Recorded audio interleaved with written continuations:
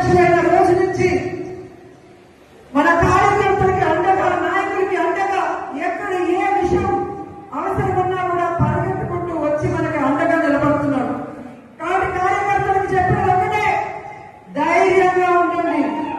తప్పు చేసిన వాడు ధైర్యంగా ఉన్నప్పుడు తప్పు చేయని మనం, సంక్షేమం అభివృద్ధి చేసిన మనం ఎందుకు భయపడాలని కూడా ఈ సందర్భంగా తెలియజేసుకుంటున్నాం.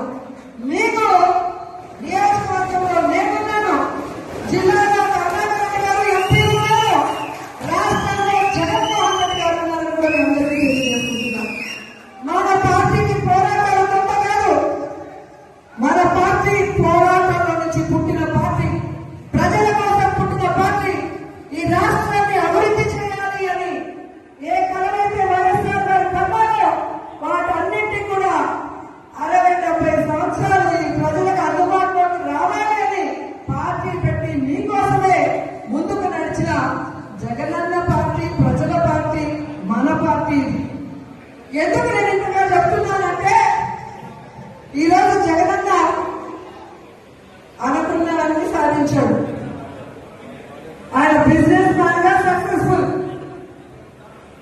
ఆయన ఫ్యామిలీ మ్యాన్ గా సక్సెస్ఫుల్, ఆయన సీఎం గా సక్సెస్ఫుల్. ఇంకేం అవసరం ఉంది? కానీ రాష్ట్రంలో కూటమి ప్రభుత్వం వచ్చిన తర్వాత వాళ్ళు చేస్తున్న అరాచకాలు, విధ్వంసాలు చూసి మనని నమ్మిన కార్యకర్తని మనం కాపాడుకోవాలి, మన నోట్లేసిన ప్రజలకు మనం అండగా నిలబడాలన్న చిత్తశుద్ధితో ఆ రోజు నుంచి ఈ రోజు వరకు పని చేసుకుంటూనే వెళ్తున్నారు. అలాంటి వ్యక్తి కోసం మనం పనిచేయడం ఉంటాం.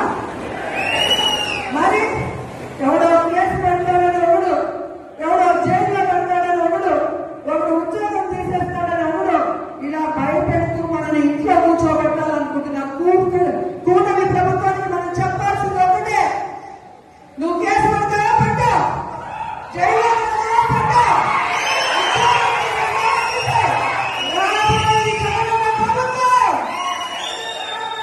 కేసులు పెట్టడానికి, విధ్వంసాలు సృష్టించడానికి వడ్డీతో సహా